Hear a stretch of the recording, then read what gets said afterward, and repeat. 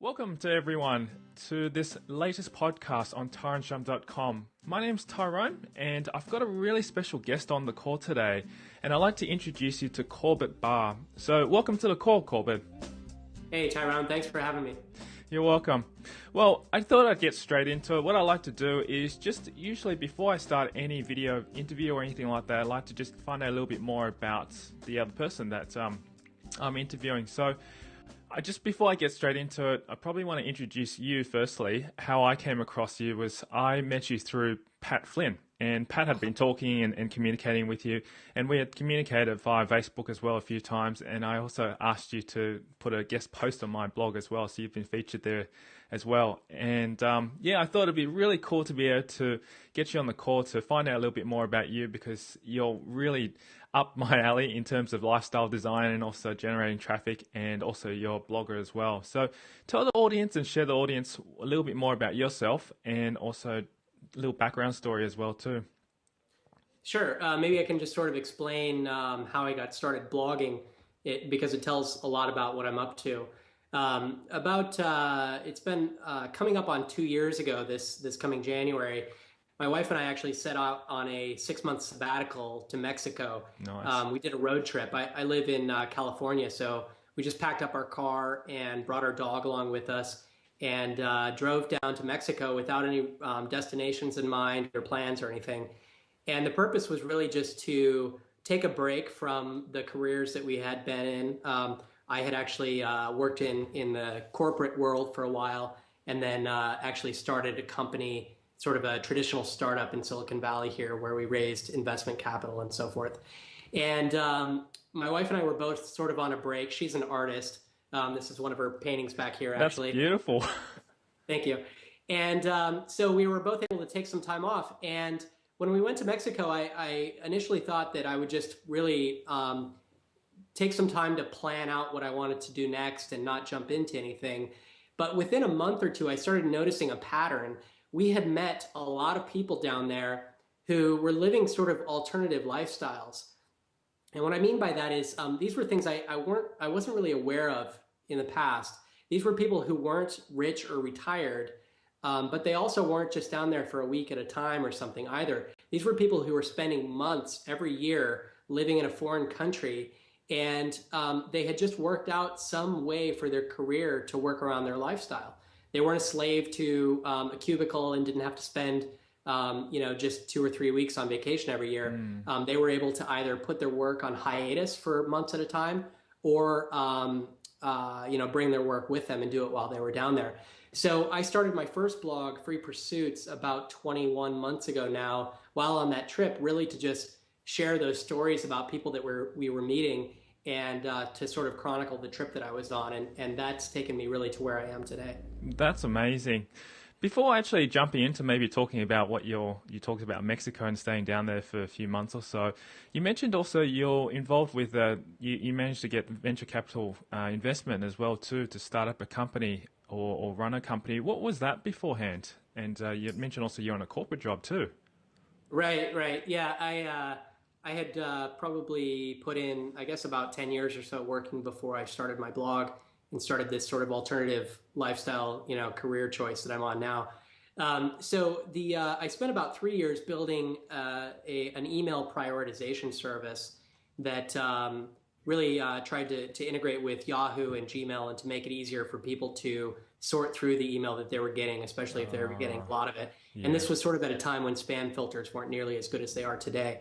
And we went the traditional route. As I mentioned, we shopped it around to angel investors and venture capitalists. And living here in San Francisco and Silicon Valley, I'm really in the heart of all of that activity. So Absolutely. It's relatively easy to meet a lot of venture capitalists. And so we ended up raising a decent amount of money and built an office. And we had 10 employees, and really just everything that you think of a startup as being. And what I found personally was that instead of just having one boss like you do in the corporate environment, when you have an office and employees and investors and a co-founder and a board of directors, all of these things essentially become a lot of different bosses that you have to answer to. You have to please a Uh, lot of different types of people. Not to mention you have your users, or customers to worry about as well.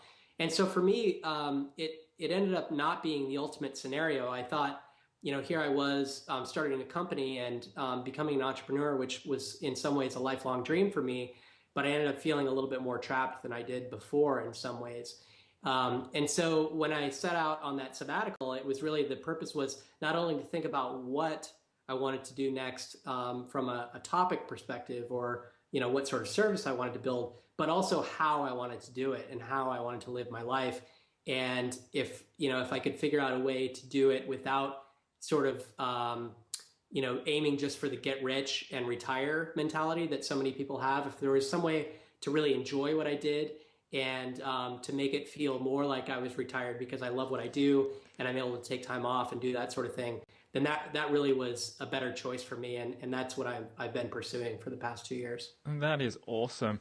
I guess in many ways, it's really interesting to see because from your story, you've experienced what it's like to be in an entrepreneur slash corporate type of environment where you've experienced it day to day. And then Right. from there, you go, okay, is this really what I want? And then you're able to take that next step and say, oh, I actually want to change my whole, redesign my whole lifestyle all around based about what I want to do rather than what other people want from me, which is Right. really interesting. So, what's happened with that startup as well? Well, it still exists. Basically, we weren't able to raise enough money to keep the entire company together, to keep the whole team together because of the downturn in the economy that happened Hmm. 2 years ago. So it was clear that we had to break up some of the company, and my co-founder and I were disagreeing on the direction of the company. So I decided it was a good time to take a break and move on and do something else. And I'm 110% happy that I did that at this point. It sounds like it. So you've taken that next step and moved in a completely different direction, which was very, very interesting. Okay, Right. so coming back down to Mexico, from that period of time that you stayed there, what was the interesting things that you picked up? You mentioned that you met a lot of people that were actually taking weeks on end off to be able to pursue a lifestyle or to enjoy and have holidays. What were some of the things that you picked up from them, and what are some of the experiences you learned from doing that as well? Well, I mean, I think the most important thing for me is simply just hearing that those types of things were possible because honestly, I had no frame of reference. I didn't know anyone before who lived that sort of lifestyle. And the only people that I did know who were entrepreneurs really loved being an entrepreneur and sort of being their own boss, but they were also very, very busy people. And there were a lot of headaches associated with being an entrepreneur, especially if you're running sort of a traditional brick and mortar type business. But the people that I met down there had sort of just created different priorities for themselves. Their priorities weren't to become rich necessarily, and they weren't into owning a bigger house and having more stuff. Hmm. Really, what they wanted was more time and more mobility and the ability to live where they wanted to, and maybe to take their work with them if they wanted to. And some of these people also really loved what they did for a living as well. And so all of that stuff really just opened my eyes. And I'm a huge proponent of sabbaticals and travel and taking time off Me too. because I think when you're surrounded by hundreds of people, friends and colleagues who all essentially live the same life, you don't know if anything else is possible, and it's really hard to come up with some other alternative idea for yourself that might actually be a lot better for your personality and for what you want to do. So for me, getting away from all of that and taking time to think and meeting new people was life changing. Absolutely. Actually, there's a question that I think probably people will be asking at this point in time right now is if I was to take off weeks on end and go to Mexico or go to another destination and just live a lifestyle, create what I wanted to do and have that kind of freedom, the biggest question that usually comes up is how do I survive? Where do I get my income to be able to pay for those things? So, did you have those kind of fears when you first started and went down to Mexico? And how did you set it up so that you could really have that time and also that freedom to do the things that you enjoy in Mexico? Yeah, it was very difficult. I think that a lot of people spend their whole lives thinking that you have to work really hard and save as much money as possible and not really do extravagant or frivolous things like taking a lot of time off and traveling and so forth. And so for me, the thought of disengaging for 6 or 8 months and living off of savings and not, not earning that whole time was really scary. Um, I can definitely agree to that one. right? I mean, and I had been through it once before, actually, when I started the startup that I mentioned. We didn't raise money right away. It actually took about a year to build the service and then to raise capital. So I was supporting myself through that, and that's scary to the point where it can cause physical problems like stress and panic disorder and all that sort of stuff, because you're disengaging from everything that you know of as reality and jumping into a new reality, and it's sort of uncharted territory. So not knowing where you're going or if you're going to succeed can be very scary. And so it takes a little bit of practice to get comfortable with just jumping in with both feet and realizing that the worst that can happen isn't really that bad. In your mind, you might have a lot of fear, but it's really fear of the unknown. If you can sort of quantify that fear and realize that what you're afraid of is maybe not having as much money as you had before, or maybe not having as much stuff, or maybe not having the identity that you had before, and not, driving the nice car and having the nice condo and fitting into a group of people that you used to fit in with. Losing that identity and striving for something different is really scary. So I had to work really hard to sort of quantify that fear and realize what it was. And when we went to Mexico, what I realized was there were a whole lot of people who were doing that and who were just fine. And also that you can save a lot of money by living a different type of lifestyle. It's much cheaper in some other countries. And so if you're taking a sabbatical, it can be ideal actually to go to a different country, because you could afford 6 months there, whereas maybe you could only afford 2 months in your home country if you live somewhere like Sydney or San Francisco or somewhere that's rather expensive. So it was great because we were able to spend 6 months there for the cost of essentially 2 months here. Yeah, it makes a huge difference because think about it. I don't know about you, but if you've got a mortgage and you've got your own home and stuff like that, who's going to be paying for all that? Or did you actually pack up and sell everything and just go off? Like, what did you do actually? I'd be curious to know. Right. We actually leased our apartment out to someone else while we were gone. So Yeah, that covered, the rent that we would normally be paying here. And that made a huge difference because we essentially had no expenses left in San Francisco. And the only expenses we excellent. had were Mexican, and things are far cheaper down there. So it really saved us a lot of money in the long run. That's awesome. Okay, well, coming on to it now, since you've gone to Mexico for those few months, I'm curious actually. I know that you had a lot of time there. What did you actually do there? And what were some of the interesting things like that you wanted to do? And also, I also understand that you mentioned that you also started Free Pursuits as well, which was a blog. What other things did you do besides all those? Right. So one of my most cherished things that I did while I was there was that I took up surfing, Ah, and it's become a real passion of mine. Actually, I understand in Australia you learn to surf there when you're like 2 years old or yeah, something, right? that's true. I used to surf when I was in high school, so that's why I know. We've Right. got some really really amazing waves here, and just the breaks are awesome. So if you ever come to Australia, I'll definitely take you over to those beautiful locations. Cool. Cool. Yeah. So so I took up surfing, and for the past 3 winters now, we've returned to Mexico just to spend a few months living there again, and we've been returning to the beach every time. So Nice. I end up on a nearly daily surfing routine when we're down there, and I have some good friends who also head to the same town that we go to, and so we get to hang out quite a bit and really just soak up the relaxation and the beach time.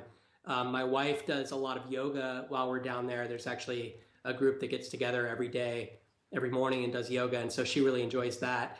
And then the two of us also get work done while we're down there. And she's an artist, and so she's able to bring her work with her. And then as long as we have an internet connection, I can get the work I need to do done as well. We try not to work as much while we're there because there are a lot of other things, outdoor activities to do. There's also a bit of a music scene at night that we like to enjoy and go out and listen to bands play. So there's plenty of stuff to occupy us. It's a small town, so it's different than being in San Francisco. There aren't as many big events to do. But on the other hand, I think the small town life is a perfect complement to coming from a big city because you really get to know everybody that lives in the town and just get to feel a complete difference from the life that you're living normally. And that's really what I want is a way to get away and to open up the creativity and to think about new things while we're there. Yeah, absolutely. And you look very, very relaxed as well. You're looking very relaxed, ready to go to Mexico, so it looks great. Thanks. Is it true that there's people that usually take also afternoon siestas as well in there? Yeah, they do. Actually, that's part of the Spanish culture and part of the Latin American culture to some degree. In Mexico, they definitely take siestas, or at least they take long lunches. Um, and while we're down there, we tend to get sort of in the same habit, actually. And I think partly it's just the heat of the day. It does get rather hot around 3 or 4 in the afternoon, and it's a great time to sort of disconnect and recharge. And so while we're down there, I actually end up taking 30 minutes sometimes and take a little siesta of my own. That's the way. I think we all seem to do that as entrepreneurs as well. In the afternoon, you get a bit tired, so you just hop straight into bed because the bed's just next door. Right. Yeah. You work for yourself. It's kind of nice. Absolutely.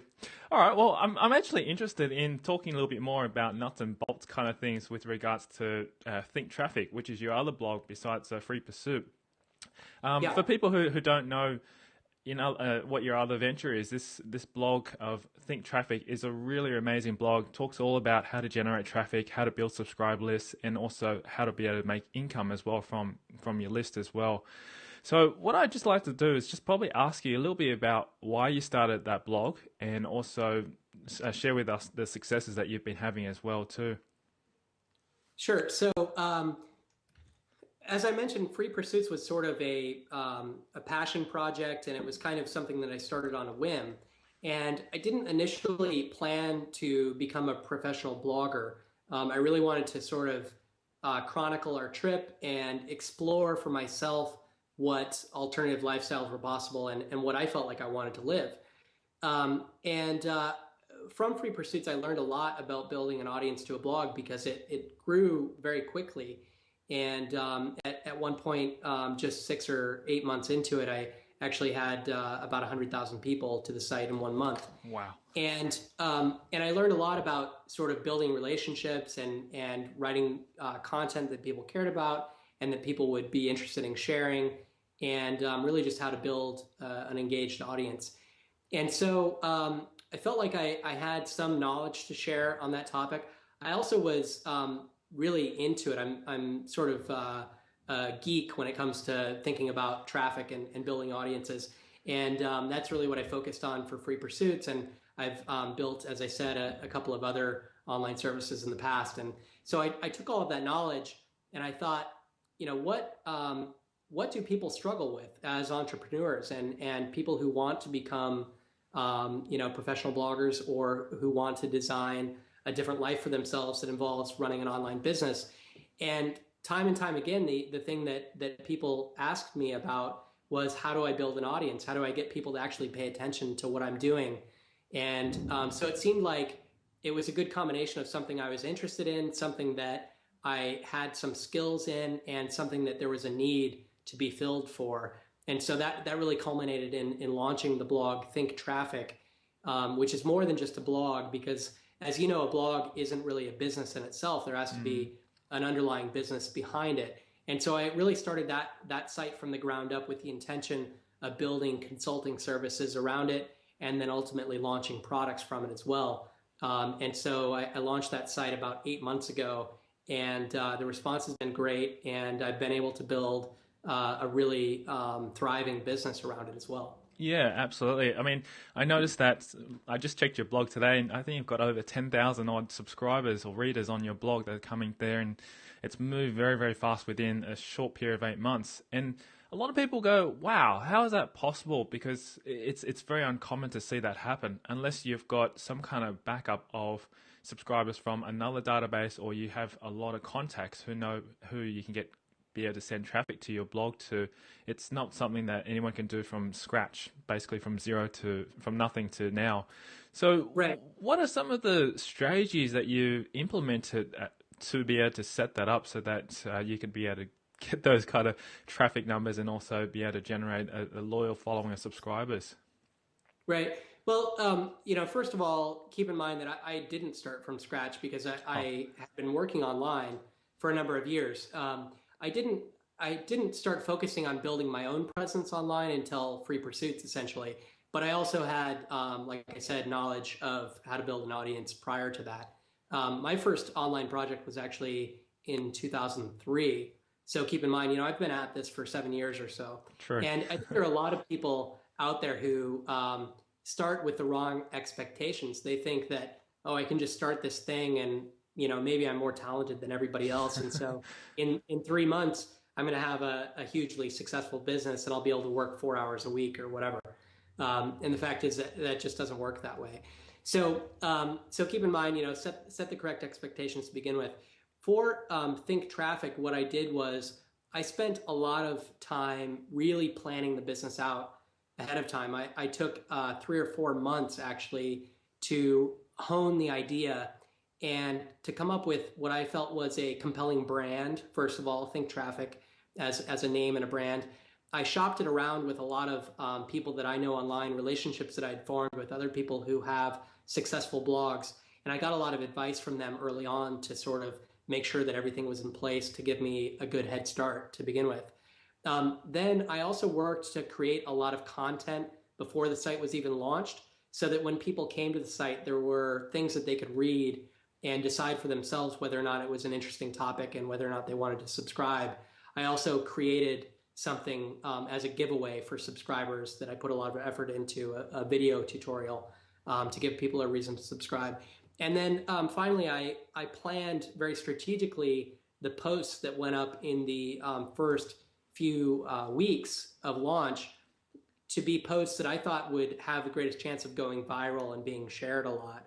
A technique that I used was to do a roundup of quotes from a lot of influential bloggers I contacted, 25 or so. I think I got about 17 people to participate and Yep. really just asked them what their most effective and unconventional traffic building tip was.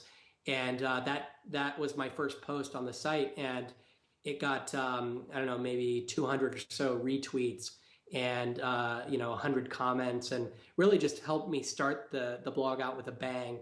And I've just worked really hard to build it from there. Yeah, that was an absolute great jump start. So let me just summarize then. The first thing that I think a lot of people overlook is preparation. It's the huge thing. You spent a lot of time, about almost 3 months of time, preparing your whole strategy behind it. And then after that, you put together a really good pillar articles, well, basically articles that were going to be the solid foundation, and you had them all pre-written before you actually posted them up. And then finally, you just were able to network with a lot of top bloggers to be able to gain that traffic. So those were, I guess, the three key points that I picked up from it, from what you did to be able to take your blog from where it was there, where it started, to a big bang to where it is right now. That's absolutely amazing. Is there anything else that you would recommend other people do as well? Because not everybody's in that same position. Say, for example, they've had a blog for many months or even many years, and it just doesn't have much traffic there, but they just won't jumpstart it like how you are. Mhm. Any recommendations of any tips or strategies you can give to people? Yeah, well, it's a tough situation to be in because obviously, some blogs didn't take off. I heard from Darren Rouse, who runs ProBlogger, that he had a couple of situations where he had started blogs that didn't really take off at all until the 13th or 14th month after they had Mm, been launched. yeah. So it's hard to know whether or not what you're doing is going to succeed or not, and whether or not you should scrap it and start over or do something else.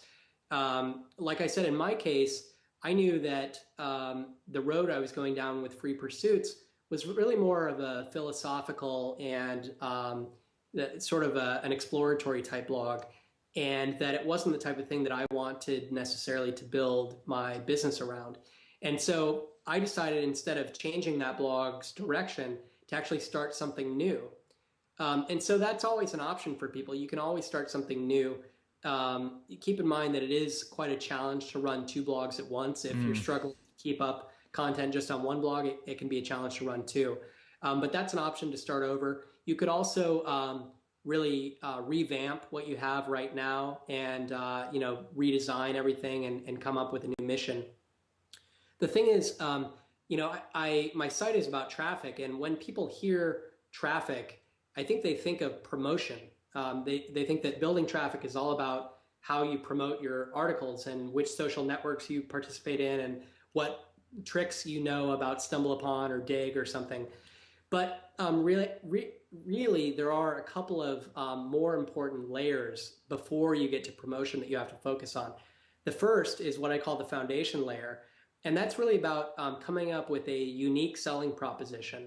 You have to imagine that any person who comes to your site is asking themselves the question, why should I pay attention to this blog when there are 100 or 1,000 others out there? Absolutely, I have limited time. And so you have to realize you're competing against all of those other blogs out there. And you have to have something compelling to get people to stick around because they have limited time to spend. So the foundation is all about what is your mission statement? Why does your site exist? How is it different from other things that are out there? And what value are you trying to provide to your readers? How are you going to help them improve their lives or entertain them or do something that makes it worth their time and makes your site a better choice than other sites that are out there? So that's really what the foundation is all about. And then beyond that, it's also about content. You have to provide value on a regular basis. It's not just the topic that you pick, and it's not just the social media tactics that you take. It's also about the fundamentals of how do you write good content? How do you come up with great headlines? How do you put something together that keeps the reader's attention for the whole post and then encourages them to actually send it out or to leave a comment or to do whatever it is that you ultimately want them to do. Yeah, those are really, really important key points. And actually, that was the question I was going to ask you next, which was what makes your blog distinguish amongst, or what makes your blog different amongst all the thousands and millions of blogs out there. And you've answered that perfectly, so don't need to ask you about that question. It's interesting, actually. I was going to ask you, with regards to your blog, did you have a choice of wanting to write, or did you have any intention to make videos for your blog? Because I'm noticing that nowadays video and also blogging itself is sort of integrating, becoming sort of one right nowadays. Did you have any intention to also do many videos as well to show people how to go about doing that? Yeah, I mean, I do still have intentions to do video. I just, for one reason or another, haven't focused on it as a medium. I think there's a huge opportunity for video.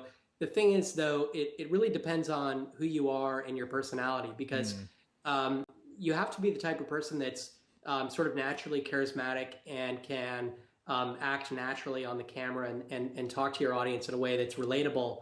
And some people just aren't necessarily cut out for that. So I think, it's, and maybe instinctively whether or not that's the right medium for you. Gary Vaynerchuk obviously is probably the most successful video blogger out there. And obviously his charisma and personality is a big reason for that, because he's just so energizing and exciting to watch that's the kind of enthusiasm that is better served by video, because it wouldn't necessarily come across in words as well as it does in video. Some other people maybe are more thoughtful and writing may be a better approach for that. So for me personally, I've done a couple of videos and I intend to do more in the future. I'm actually putting together a product for Think Traffic that's going to be mostly video based. Actually, the first product that I released is mostly text based, and this next one I'm going to do video, because I think that people like multiple forms. If you can provide it, if you can provide video and audio and transcripts and interactivity and that sort of thing, then you're going to reach more people in the way that they want to consume your media than you would if you were just writing or just producing videos. Yeah, absolutely.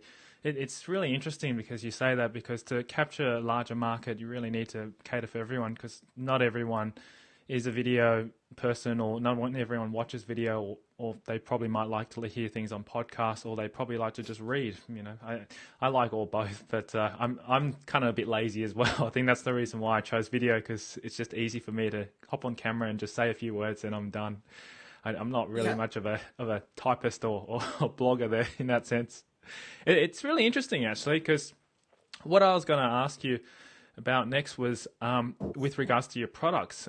You mentioned that you've just recently released as well. I think going back, how many months has it been? Because I remember I think it was last month, I heard you and Pat was having a podcast as well, and you had released a new product. What's that product all about? Yeah, so I guess I released it officially in August or so. So the product is called Affiliate Marketing for Beginners. And really, it's just about how to get started as an affiliate marketer and how to do it in a way that's ethical and honest. And I try to teach methods that actually work. I actually provide a couple of profitable case studies within the course so people can see how it actually works in real life, as opposed to just a bunch of theory and a bunch of potentially shady tactics. Because I think when you hear the term affiliate marketing, if you're like me in the beginning, I shied away from it for a long time because it just seemed to have some sort of shady connotation. Yeah, me too. Right. And so I avoided it for a long time, and now I sort of kick myself for doing that, because there's just so much crap out there that you have to sort of wade through to find the real honest, good stuff that's out there. And when I finally did, I found that that's how I made my first money with my new business, is through affiliate marketing. And I think that's how most people do, because when you're just getting started, you might be able to build an audience, but it's hard to build an audience and create a compelling product or consulting offers or something. And so affiliate marketing is a good way to sort of test out what works with your audience and to figure out how you can sell things. Because honestly, you have to learn to be a marketer and a salesperson to become effective at affiliate marketing or selling your own products. So it's a great way to get your feet wet. And again, it's one of those things that I knew people struggled with, and that I felt like I could contribute a different approach to focus specifically on beginners and to focus specifically on how to do things ethically. And it's been a really successful product for me, and I'm glad that I tackled it as a subject. Yeah, it has been. I've heard a lot of great success from it. I'm actually curious as well. I guess we haven't touched on this as well. Is people might be asking, okay, you've been able to travel, you've also been able to spend time in months in Mexico. You've also got 2 blogs, Free Pursuit and also thinktraffic.net. I guess they probably want to know now is, how are you generating this income? Is it mostly a majority from affiliate marketing, selling your own products, from your blog, etc.? What are the things that are able to support you so that you can live that lifestyle? Yeah, so right now it's a combination of 3 things. Affiliate marketing, which is the thing that I started with. And then more recently, it's through selling my own products and also through doing consulting. I actually work with people to help them figure out how to market websites for either motivated individuals or small businesses. And it's, like I said, it's a combination of those 3 things, which is working well for me right now to sort of earn the amount that I need to earn, because I was able to sort of ramp up those 3 different revenue streams rather quickly.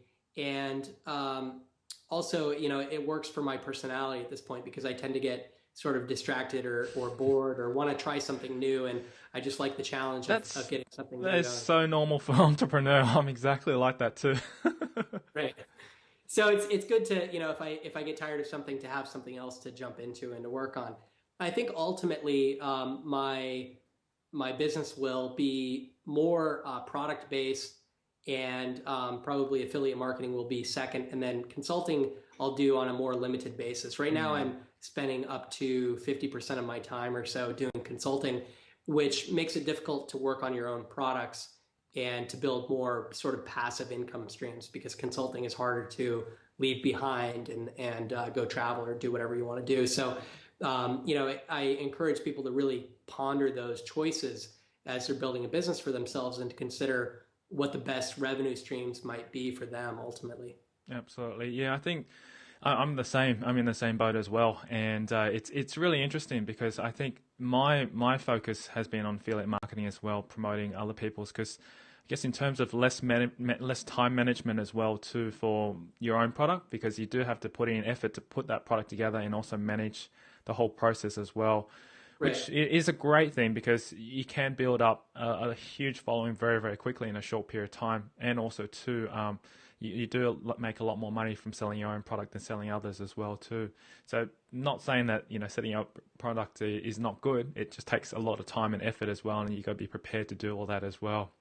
Right. Are you also are you focused on one particular area for affiliate marketing, e.g., like a different niches, or are you focused on the area of traffic, or is there something else that you focus on with regards to affiliate marketing? Well, when I got started actually with affiliate marketing, I focused on building mini sites essentially, which is you build a small site that's dedicated to a very specific topic, and then you just represent a couple or a handful of products that might meet people's needs who come to that site. And really, the traffic that you generate to those sites is through the search engines, and that's a very specific formula. And that's how I got started. And the topics that I focused on there were really opportunistic. It wasn't necessarily related to my blogs because the two were separate. So, I might represent some sort of financial product Mm. or some sort of guide that helps people get over some health condition or whatever.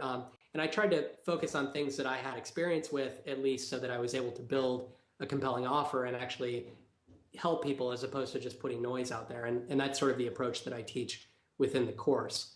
Now, however, because my audiences at Think Traffic and Free Pursuits have grown to be rather large, I can earn more from affiliate marketing by promoting products to those audiences.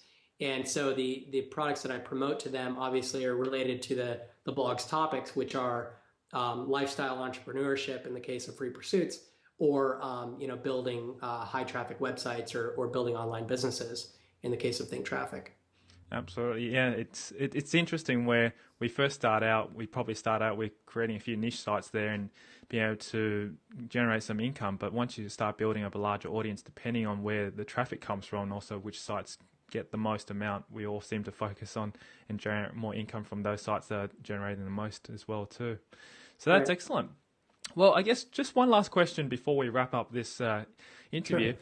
is I think there's something that I wanted to ask on behalf of some of the subscribers. They've asked me as well is what can you actually recommend, or what is the number one tip you can recommend to people if they want to be able to create and design the lifestyle business that they want to be able to have? Like, what is something that you've done that you can pass on to other people? That's a good question. So I think something that I've been pondering lately is the fact that I spent a lot of time trying to build businesses online in the past, and I jumped from one business to the next without um, taking any assets with me, not building any assets in the business that I could roll over into the next business. And so essentially, you're starting from scratch. You may have knowledge that you can use for the new business, but you don't have assets. And what I mean by assets are essentially if you have subscribers, if you have a list of people who are interested in a particular topic, you can use that to jumpstart your next business. If you have a personal brand, if people start to know you as an expert on a particular topic, then you can bring your audience that you've built that has recognition for you to your new projects as well. And I didn't experience that, the value of that until I started Think Traffic, because as I said, I wasn't starting from scratch in that case. I had built up an audience at Free Pursuits who knew who I was, and a certain portion of that audience was also interested in building online audiences. So they came over to Think Traffic, and that's how I was able to start the thing so quickly. But I just think back to, as I said, back to like 2003 when I built my first product. If I had spent more time building my personal brand and building the assets that I had within the businesses that I worked on, where would I be today? And so I encourage people to think about the long term. And the first thing that you start might not be successful. And in fact, it probably won't be successful. But what are you going to take from that business to your next business? and how can you sort of start building a snowball essentially that just sort of builds over time until it gets big enough and has enough momentum that it can move on its own. That's really, really awesome advice. I'm definitely, yeah, inspired by that one because I think I have also gone through challenges like that too. So, really, thank you on that tip. That's awesome. All Cool. right. Well, thank you very much, Corbett, on coming onto the call today. Before you do head off, how can people get in contact with you? And also, if you've got any particular product that you like to recommend as well, I'm pretty sure that the affiliate marketing for beginners is an excellent product. So maybe I could ask if you can just share with the audience how they can get in contact with you and also how they can potentially purchase that product from you too. Right, cool. And I can send you a link that you can include in the post. Yep. The best place to get a hold of me is through either of the blogs, freepursuits.com. And again, that site is about lifestyle entrepreneurship and sort of how to work for yourself and live the life that you want. And thinktraffic.net is about how to build online audiences. And either of those sites have links to contact me or to all of my other projects. Awesome. Also, too, so if they also want to purchase the product, affiliate marketing for beginners as well, they can purchase it from both those sites as well. That's right. Excellent. Awesome. All right. Well, Corbett, thank you so much for coming on to the call today. It's been a real pleasure to be able to share all this with you. I've really enjoyed all about lifestyle design and also how you've been able to put your business together as well. So big thank you for coming onto the call and definitely we'll catch up soon. Yeah, thanks for having me, Tyrone. It was fun. You're welcome. Thanks, Corbett. All right.